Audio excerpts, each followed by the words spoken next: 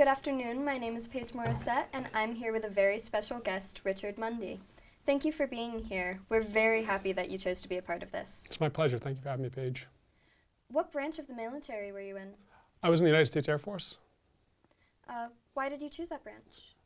Well, when I was in high school, I was trying to figure out what I was going to do with my life, and I decided I was going to try and be a pilot and hopefully be a pilot. And the Air Force has the most airplanes, so figured that was my best chance of getting a pilot slot.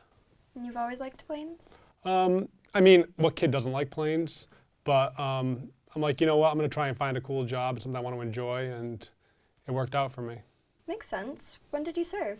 I went to the Air Force Academy, so went to college there from 2008 to 2012, and then was active duty from 2012 to February of 2014. Left active duty, and I've been in the Massachusetts National Guard since then. And where did that happen to be? So the Air Force Academy is in Colorado Springs. I did my 4 years there. And then pilot training is in Del Rio, Texas, which is about 4 hours west of San Antonio. And then I was stationed for 5 years in Portsmouth, New Hampshire, with a program the Air Force has where they put active duty members at a guard unit. There's a large air refueling base up there in Portsmouth. And I did 5 years in Kansas. And now I'm in the National Guard over on Cape Cod. It's a lot of moving. Yeah, you move a lot in the military. What was your job? I flew tankers. Are you familiar with aerial refueling? Not really, no. So you go all the way back to World War II, and the big bloody battles that took place in the Pacific were all about securing runways in these small Pacific islands to eventually strike mainland Japan. And that conflict was drawn out and bloody because of all that island hopping. So part of the national defense strategy after World War II was that all strategic aircraft could be in-flight refuelable. So another airplane could come up, give it gas, and continue on its mission. So in theory, any strategic airplane in the United States inventory can fly nonstop. Fuel duration is never an issue. So they built a fleet of air refueling aircraft called the KC-135 from 1955 to 1964. We still fly them. That's what I flew. So I flew about a 70-year-old airplane, did air refueling, and then about 4 years ago I transitioned to the government's newest weapon system, which was the KC-46, which is basically like the new shiny Boeing 767 air refueling tanker. It's a lot of history. Yeah. What were some of the reasons that you joined the military? So when I was in high school, like I said, decided I wanted to try and be a pilot. Probably watched too much Top Gun, to be honest. And then through just researching on my own, having good teachers, I learned about the U.S. service academies. And I thought the service academy education was a wonderful opportunity. Free college and top-notch education on par with any of the best schools in the world. So the more I learned about it, the more I learned about like the honor code they have there. I will not lie, steal, or cheat, nor tolerate amongst anyone that does. I thought it was a great place to build myself into a good, positive member of society. That's why I joined. What was boot camp like? So boot camp at the Air Force Academy is a little different than other boot camps in other places. So we went to basically like instead of our freshman summer off, your senior year of high school to freshman year of college, we reported like 2 weeks after I graduated high school. And then we had 3 weeks in the dormitories where you're learning to have perfect uniforms, perfect rooms, getting up at 4 a.m. and then going to bed at 10 p.m., doing it all over again, learning all this like knowledge books and stuff, reciting memory items. And then after 3 weeks of that, we spent 3 weeks where we marched out to a place called Jack's Valley, which is basically like Vietnam era tents. And you spent 3 weeks in Jack's Valley doing like the fun military stuff that you kind of picture in your mind, sleeping on cots, eating MREs, which are meals ready to eat, doing team building exercises, those types of things. It sounds stressful, other than the team building. Well, you think like, if something is stressful, hopefully it molds you correctly. If you're not stressed in life, if you're not stressed in school, it means you're not being challenged. Makes sense. What are you most proud of from your time in the military? I have 225 combat missions and probably about 300 refueling flights on top of that. And of that, I have like 6 or 7 refueling flights where stuff went wrong, and I think I made a positive difference and saved lives, and that was kind of what stuck with me. How did you imagine military life before you joined?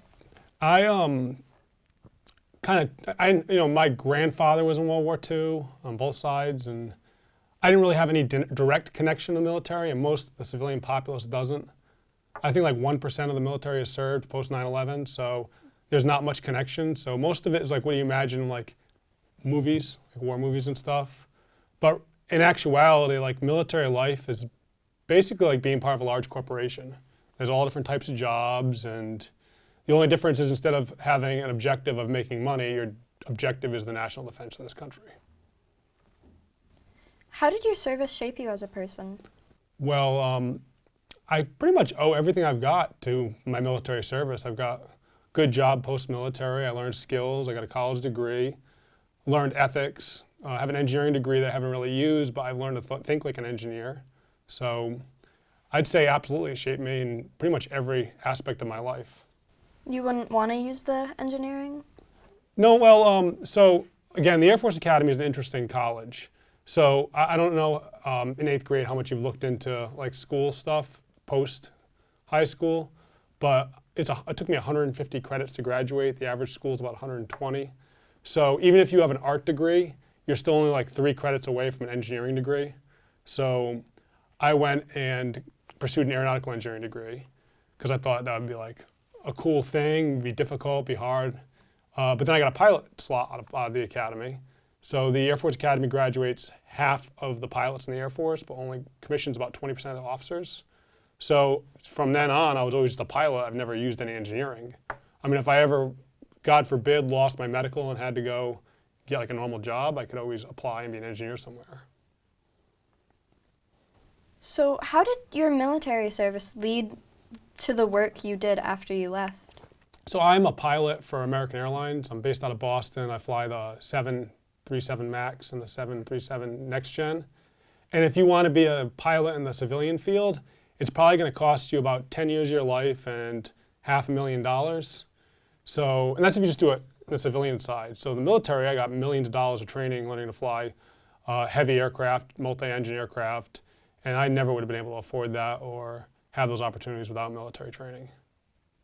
Do you have any advice for someone considering joining the military? I would say shop around. Don't talk to just the first recruiter. Figure out what it is you want to do with your life, which is like a difficult thing to say because at 35 years old with like a stable career and a family, I still don't know what the heck I want to do with my life. So to tell like a high school kid, hey, this is what you want to like figure out what you want to do is difficult. But I will say like find what you want to do, find a recruiter and find a job that aligns with that, and understand even if it doesn't directly correlate that you're basically just investing in yourself. So the GI Bill, like I never used my GI Bill because I went to the Air Force Academy, but my kids have, one of my kids has free college with the GI Bill. There's tuition assistance. Most airmen, soldiers, Marines, if they are really well-driven individuals, they could be done with their first year of the military and have an associate's degree covered through CLEPing, which is basically testing out of subjects, doing the community college of the Air Force or the similar community colleges there. And then those credits transfer, so when you get out, you can apply for any college and have 2 years done already and have college paid for. That's if you want to get out of the military. If you want to stay in, you can get the training that's available to you and do 20 years if you find something you love, see the world, and have a retirement after 20 years. All right, well, thank you for your participation in this project, and thank you for your service to our nation. Well, thank you so much for the invitation. It was my pleasure to be here. Of course. Yeah.